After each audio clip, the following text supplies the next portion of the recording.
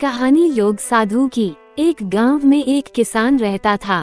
उसका नाम सियाराम था। उसके 3 बेटे थे, नन्नू, चंदू और काली। तीनों लद के बाप के डांटने पर भी कोई काम नहीं करते थे। बाप ने तीनों को काम बांट रखा था। नन्नू के लिए हल चलाने का काम, चंदू जानवरों को चराता था और काली घर का काम करता था। मगर तीनों लद के बहुत बेमन से काम किया करते थे। उनको काम में रुचि नहीं लगती थी। सियाराम इसी कारण अपने बेटों से खुश नहीं रहता था। बरसात का मौसम आया तो 2-4 दिन में इतनी वर्षा हो गई कि पूरा गांव पानी के कारण डूब गया। सियाराम की घर मरया और जानवर बाढ़ में बह गए। अब तो सियाराम को जैसे पूरा संसार ही सूना लगने लगा। उसने अपने तीनों लादकों को बुलाकर कहा, अब तो भीख मांगने की नौबत आ गई। जाओ कुछ काम मेहनत मजदूरी करो, जिससे अपनी घर मरया फिर से बन जाए। अब नन्नू, चंदू और काली तीनों लोग मजदूरी करने लगे। कुछ ही दिन में उन्होंने इतना धन इकट्ठा कर लिया जिससे घर बनाया जा सके। किसी प्रकार कच्चा मकान फिर से खड़ा किया गया। सियाराम अब बहुत बूढ़ा हो गया था। उसने अपने तीनों बेटों को बुलाकर कहा, मेरे पास और तो कुछ है नहीं। 3 बीघा खेत है। एक बीघा खेत मैं तीनों को देता हूँ। पूरब का खेत नन्नू को देता हूँ, पश्चिम का खेत चंदू को देता हूँ और बीच का खेत काली को देता हूँ। इतना कहते ही सियाराम की मृत्यु हो गई। बाप का क्रियाकर्म करने के बाद अब तीनों लादकों को अपने अपने खेत की सुधि आई। वे तीनों खेत में पहुँचे। नन्नू ने पश्चिम की ओर वाले खेत को देखकर कहा, यह पूरब में है इसलिए यह मेरा है। चंदू ने पूरब वाले खेत में अपना पैर रख दिया, यह पश्चिम में है सो यह मेरा खेत हुआ। काली बेचारा क्या कहता, वह तो सबसे छोटा था इसलिए दोनों के बीच का खेत उसी का था। इस प्रकार तीनों में कहा सुनी होने लगी। धीरे धीरे झगड़ा बढ़ गया। अंत में तीनों गांव के सरपंच के पास पहुँचे। सरपंच ने उन तीनों का सारा किस्सा सुनकर न्याय किया। जो खेत जिसके पास है वही उसका मालिक है। अब तीनों फसल उगाने की तैयारी करने लगे।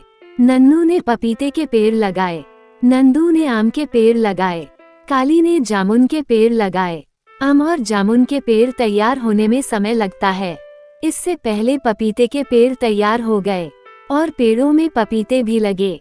नन्नू की खुशी का कोई ठिकाना नहीं रहा। पपीते जब पक गए तो उसने टोकरी में 7 पपीते रखे और नन्नू सोचने लगा, क्यों ना जे पपीते जमींदार को भेंट करूं। जमींदार पपीते का बहुत शौकीन है। वह टोकरी लेकर जमींदार की ओर चला। रास्ते में एक बूढ़ा साधु उसको मिला। साधु ने पूछा, भाई इस टोकरी में क्या है? नन्नू गुस्से में बोला, इस टोकरी में बिच्छू हैं। साधु बोला, जो तुम कहते हो वही होगा। नन्नू अब जमींदार की हवेली में पहुंचा। जमींदार बोला, नन्नू मेरे लिए तुम क्या लेकर आए? नन्नू ने कहा, हुजूर हमने पपीते के पेड़ लगाए थे, हमने सोचा पहली फसल आपको भेंट करूं। जब जमींदार ने टोकरी पर से चादर हटा करके देखा, टोकरी में बिच्छू ही बिच्छू थे। जमींदार को बहुत क्रोध आया। उसने सोचा जे हमें मारना चाहता है। जमींदार ने नौकर को आज्ञा दी, इसको 20 कोड़े मारो। नन्नू सजा पाकर अपने घर लौट आया। उसके भाइयों ने कहा, जमींदार बहुत खुश हुए होंगे, तुम्हें इनाम दिया होगा। नन्नू ने कुछ नहीं बोला और चुपचाप अपने खेत पर चला गया। कुछ समय बाद चंदू के आम के पेड़ तैयार हो गए। जब पेड़ों में पके आम दिखाई देने लगे तो चंदू ने भी सोचा कि थोड़े आम हमें जमींदार को भेंट करना चाहिए। वह एक टोकरी आम की लेकर चल दिया। वहां जमींदार की हवेली पर पहुंच गया। जमींदार ने चंदू से पूछा, भाई क्या लाया हमारे लिए? तेरा भाई तो हमारे लिए बिच्छू लेकर आया था, हमने उसे मारकर भगा दिया। अब चंदू बोला, सरकार इस टोकरी में आम है। जमींदार ने कहा, दिखा खोलकर। जमींदार की आज्ञा पाकर चंदू ने जैसे ही टोकरी पर से कपड़ा हटाया, टोकरी में आम की जगह उसमें मेढक भरे हुए थे। यहाँ सब कुछ देखकर जमींदार का पारा 7वें आसमान पर चढ़ गया। उसने अपना कोड़ा मगबाकर स्वयं चंदू को मारने लगा। जब चंदू अधमरा हो गया तो वहां से भागा। चंदू घर आकर चुपचाप बैठ गया। उसके भाई नन्नू और काली ने पूछा, भाई तुम्हें क्या इनाम मिला? चंदू ने कहा, जो बड़े भाई को इनाम मिला वही हमें मिला। बात यह थी कि चंदू गांव के दूसरे रास्ते से आम की टोकरी लेकर गया था। वह जानता था रास्ते में कोई बूढ़ा आदमी ना मिले और ना कोई टोका टाकी होगी, लेकिन बूढ़ा भूत भविष्य की हर बात जानता था। वह समझ गया कि चंदू बिना उसके सामने आए जमींदार के पास चला गया, इसलिए गुस्से के कारण भूत ने आम के बदले टोकरी में मेढक भर दिए। कुछ समय और बीता। काली के जामुन के पेड़ों पर अच्छी जामुनें लगी।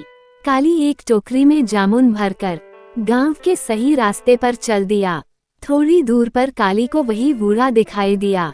बूढ़े ने देखते ही पूछा, इस टोकरी में क्या है? इस टोकरी में क्या है? काली ने अपनी टोकरी नीचे उतारते हुए कहा, बाबा जामुन है, थोड़ी तुम भी खा लो बाबा। बूढ़ा बोला, अगर देनी है तो सब जामुन हमें दो, थोड़ी सी जामुन में हमारा भला नहीं होगा। अब काली सोच में पड़ गया। फिर बोला, बाबा हम जमींदार के यहाँ क्या लेकर जाऊंगा? बूढ़े ने कहा, यदि तू हमें जामुन नहीं देता है तो ठीक है, मैं इन जामुनों पर तो निर्भर नहीं हूँ। बूढ़ा आदमी अपना मुंह फेरकर बैठ गया। काली ने सोचा, हमें बूढ़े बाबा को नाराज नहीं करना चाहिए। काली ने टोकरी की सारी जामुनें उस बूढ़े आदमी को दे दी। अब उस बूढ़े बाबा भूत ने कहा, काली अब तुम इस खाली टोकरी को जमींदार के पास लेकर जाओ। काली अब जमींदार के यहाँ पहुँच गया। जमींदार ने काली से कहा, तेरे दोनों भाइयों ने हमसे हंसी मजाक की है। काली बोला, सरकार हमें जे पहले से ही बात पता है, अगर तेरी भी वैसी ही इच्छा है तो अभी बता दे, नहीं तो तेरे लिए ठीक नहीं होगा। सरकार मैं आपसे हंसी करने के लायक नहीं हूँ। इतना कहकर उसने टोकरी पर से कपड़ा हटा दिया। टोकरी में जामुनें भरी हुई थी। जमींदार ने एक जामुन खाकर देखी, उसमें बहुत ही स्वाद था। जमींदार काली से बहुत खुश हुआ, लेकिन काली के आश्चर्य का कोई ठिकाना नहीं रहा। काली सोचने लगा, मैंने तो सारी जामुनें उस बूढ़े आदमी को दे दी थी, तब जो बूढ़े बाबा ने हमसे कहा वो क्या सच है?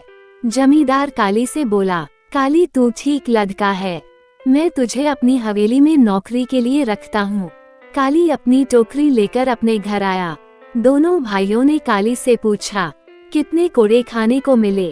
काली ने जवाब दिया, मेरे ऊपर कोड़े क्यों पड़ते, मैंने तो उस साधु की दी हुई जामुनें ही जमींदार को भेंट की थी। यह सुनकर दोनों भाई काली से जलने लगे और सोचने लगे कि काली को किसी तरह नीचा दिखाया जाए। उधर काली जमींदार के यहाँ नौकरी करने लगा। जमींदार काली के काम से बहुत खुश था। काली ने उस जमींदार का दिल जीत लिया। इधर साधु बाबा और काली दोनों में मित्रता हो गई। साधु बाबा काली का हर काम मिनटों में कर दिया करते थे। अब दोनों भाई काली से जलने लगे। चंदू और नन्नू दोनों भाई बहुत ही चालू थे।